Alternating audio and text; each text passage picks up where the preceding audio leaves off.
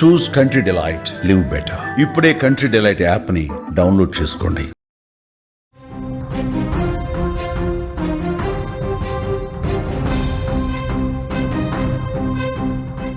Big breaking చూస్తున్నాం. Nellore lady don arrest అయ్యారు. అరుణను పోలీసులు అరెస్ట్ చేశారు. కోవూరు పిఎస్కి తరలించారు. బెదిరింపు కేసులో అరెస్ట్ చేసినట్టుగా ఇన్ఫర్మేషన్ వస్తోంది. నేడు కోర్టులో హాజరుపరుస్తున్నారు పోలీసులు. అరెస్టుకు ముందు అరుణ ఒక సెల్ఫీ వీడియో కూడా రిలీజ్ చేసింది. 4 రోజుల క్రితం సిఐకి బెదిరింపు కాల్ చేసింది. హోంశాఖ నుంచి కాల్ చేస్తున్నానంటూ బెదిరించింది. నెల్లూరు జిల్లాలో లేడీ డాన్గా పేరొందిన రౌడీ షీటర్ శ్రీకాంత్ ప్రియురాలు అరుణను పోలీసులు అరెస్ట్ చేశారు. ఈ అరెస్ట్ ఇప్పుడు రాష్ట్ర వ్యాప్తంగా కూడా హాట్ టాపిక్ అవుతుంది. గత కొన్నాళ్లుగా అరుణ వ్యవహారాలు పోలీసులకు తలనొప్పిగా మారాయి. రౌడీ షీటర్ శ్రీకాంత్తో ఆమెకున్న సంబంధాలు, అతని నేర కార్యకలాపాల్లో ఆమె పాత్రపై అనేక ఆరోపణలు ఉన్నాయి. నెల్లూరు సెంట్రల్ జైల్లో జీవిత ఖైదు అనుభవిస్తున్న శ్రీకాంత్కు పెరోల్ ఇప్పించడంలో అరుణ చక్రం తిప్పిందనే ఆరోపణలు వెలువడ్డాయి. దీనికి సంబంధించి ఒక సిఐని ఫోన్లో హోంశాఖ నుంచి మాట్లాడుతున్నానని బెదిరించినట్టుగా కూడా ఆరోపణలు వస్తున్నాయి. 4 రోజుల క్రితం సిఐకి ఫోన్ చేసి బెదిరించింది. అరుణకు అరెస్టుకు కారణం ప్రధానంగా ఇదేం తెలుస్తుంది. పోలీసులకు నేరుగా ఫోన్లు చేసి బెదిరించినటువంటి ఉదంతాలు ఉన్నాయి. ఇప్పుడు ఆమెకు సంబంధించినటువంటి అన్ని వ్యవహారాల మీద పోలీసులు ఫోకస్ పెడుతున్నారు.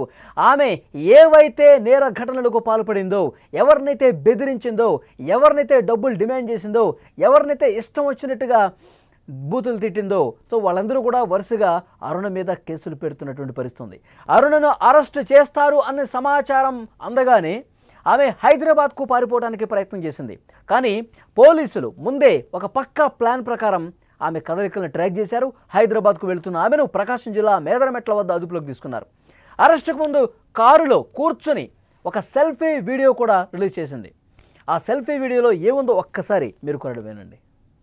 నన్ను ఇక్కడ అక్రమంగా కారు ఆపేసి రోడ్డు మీద ఏం చేస్తారో తెలీదు. కొంతమంది ఏమో కారు ఓపెన్ చేయండి, దీనిలో గంజాయి పెట్టాలి, మిమ్మల్ని అరెస్ట్ చేయమని పైన నుంచి ఆర్డర్స్, ఈ కారు నెంబర్ ఇచ్చి అన్ని పోలీస్ స్టేషన్కి 11 గంటలకు ఇంటిమేషన్ ఇచ్చారు. టోల్ ప్లాజాల దగ్గర ఉన్నామని పోలీసు వాళ్ళు తెలియపరుస్తున్నారు. ఇక్కడ సైడ్కి నా కారు ఆపేసి నన్ను ఇక్కడ నిర్బంధించేస్తున్నారు నా రోడ్డు మీద. అదే పోలీసులు అరెస్ట్ చేస్తున్న సందర్భంగా రిలీజ్ చేసినటువంటి సెల్ఫీ వీడియో. పోలీసులు నన్ను అరెస్ట్ చేస్తున్నారు, ఇక్కడ గంజాయి పెట్టాలని చూస్తున్నారు, నన్ను అక్రమంగా అరెస్ట్ చేస్తూ ఉన్నారు, నేనేం తప్పు చేశాను అన్నట్టుగా ఆమె సెల్ఫీ వీడియో రిలీజ్ చేశారు. సో ఆ వీడియోలో చాలా స్పష్టంగా చెప్తా ఉన్నారు పోలీసులు, ఇక నన్ను పట్టుకొని నా కార్ని పక్కగా ఆపించి ఇక అరెస్ట్ చేసి జైలుకు తీసుకెళ్లే ప్రయత్నంలో ఉన్నారని చెప్పి ఆమె చెప్తున్నటువంటి పరిస్థితి. ఈ వీడియో ప్రస్తుతం సోషల్ మీడియాలో వైరల్ అవుతుంది. అరుణ వ్యవహారాలు మొత్తం కూడా ఇప్పుడు రాష్ట్ర వ్యాప్తంగా చర్చనీయాంశమయ్యాయి. అరుణపై కోవూరులో గతంలో ఒక ఇల్లు ధ్వంసం చేస్తున్న కేసు కూడా ఉంది. ఆమెను ఆ కేసులో అరెస్ట్ చేసినట్లుగా సమాచారం. అలాగే పోలీసులు ఆమెను కోవూరు పిఎస్కు తరలించి అక్కడ విచారించే అవకాశం ఉంది. ఈ మొత్తం వ్యవహారంలో జగన్ ప్రభుత్వంలో శ్రీకాంత్ నేరాలకు సహకారం అందించారనే ఆరోపణలు కూడా వస్తున్నాయి.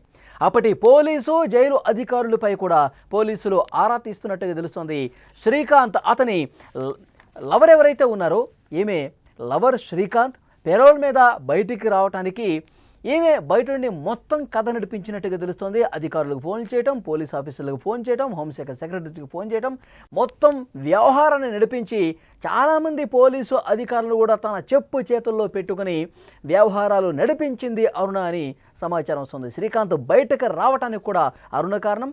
శ్రీకాంత్ బయటకు వచ్చిన తర్వాత వాళ్ళ మధ్య ఎలాంటి సంబంధం ఉంది, వాళ్ళ సంభాషణ ఏ విధంగా ఉంది, ఇవన్నీ కూడా వీడియోల రూపంలో బయటకు వచ్చాయి.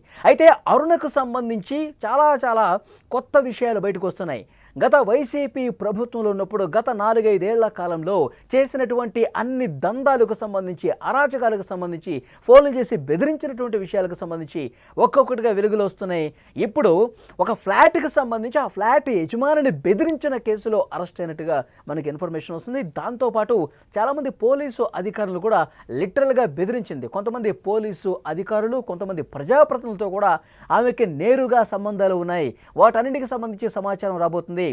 హనీ ట్రాప్కు సంబంధించిన కూడా పెద్ద ఇన్ఫర్మేషన్ వస్తుంది. ఏదంటే ఏదైనా పని చక్కబెట్టుకోవాలన్నా, ఏదైనా అవసరం కావాలన్నా, ఏదైనా ప్రభుత్వంతో పని చేయించుకోవాలన్నా, ఏదైనా కేసు నుంచి ఎవరన్నా బయటపడేయాలన్నా లేదంటే ఏదైనా దందా చేయాలన్నా వీటన్నింటికి సంబంధించి ఇటు అధికారులు, పోలీస్ ఆఫీసర్లు, అలాగే ప్రభుత్వంలో కీ రోల్ పోషించినటువంటి వ్యక్తులు ఎవరైతే ఉన్నారో వాళ్ళందరినీ కూడా తన చెప్పు చేతుల్లో పెట్టుకొని పెద్ద దందాన్ని నడిపించిందని ఇన్ఫర్మేషన్ వస్తోంది. పోలీసులు ఒక్కొక్కటిగా అరుణ్కు సంబంధించిన సమాచారం బయటకు తీస్తూ ఉన్నారు.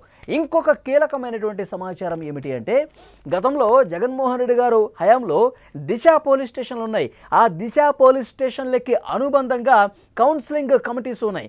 ఆ కమిటీస్లో కీలక సభ్యురాలుగా వ్యవహరించింది. అందులో జాయిన్ అయిన తర్వాత అంటే శ్రీకాంత్ ఏదైతే ఇక్కడ పోలీస్ అధికారులతో కొంత వాళ్ళకి రిలేషన్ ఉంది. శ్రీకాంత్ చాలామంది ప్రభుత్వంలో ఉన్న వాళ్ళతో చాలా సన్నిహితంగా మెలిగినటువంటి పరిస్థితి ఉంది. సో శ్రీకాంత్ సహకారంతో పోలీసు అధికారులు ఏమని ఆ కమిటీలో మెంబర్గా చేయటం వల్ల చాలా సెటిల్మెంట్స్ నెల్లూరు కేంద్రంగా, తిరుపతి కేంద్రంగా అరుణ చేసిందని ఇన్ఫర్మేషన్ వస్తుంది. చాలామందిని బెదిరించి డబ్బులు దండుకుందని చెప్పి సమాచారం వస్తుంది. సో డెఫినెట్గా వీటన్నింటి మీద ప్రస్తుతం అధికారులు దృష్టి పెడతా ఉన్నారు. పోలీసు అధికారులు ఎవరు ఈమెకి సహకరించారు ఇవి కూడా బయటకు వచ్చే అవకాశం ఉంది. కొంతమంది ప్రజాప్రతినిధులు, ఇప్పుడు ఉన్న ఎమ్మెల్యేలు కూడా కొంతమంది ఈమెకి ఇంకా సహకరిస్తూనే ఉన్నారు.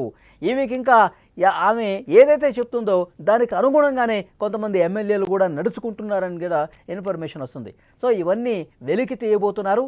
ఎవరున్నా సరే, ఎవరు అరాచకాలకు పాల్పడి వాటికి సహకరించిన వారు ఎవరున్నా సరే వాళ్ళందరికీ సంబంధించిన సమాచారం త్వరలోనే రాబోతుంది. అందరి మీద చర్యలు ఉంటాయని కూడా చెప్తా ఉన్నారు. ఈ కేసు మీద హోంమంత్రి అనిత గారు కూడా స్పందించారు. ముఖ్యంగా శ్రీకాంత్ పెరోల్ విషయానికి సంబంధించి ఆమె స్పందించడం జరిగింది. ఎక్కడో చిన్న పొరపాటు జరిగింది, లేదంటే జీవిత ఖైదుగా ఉన్నటువంటి ఆ వ్యక్తికి పెరోల్ అంత ఈజీగా రాకూడదు. దీనికి ఎవరు సహకరించారు, ఏ విధంగా ఇది జరిగింది, ఇవన్నీ కూడా ఒక నివేదిక కూడా మేము అడిగాం.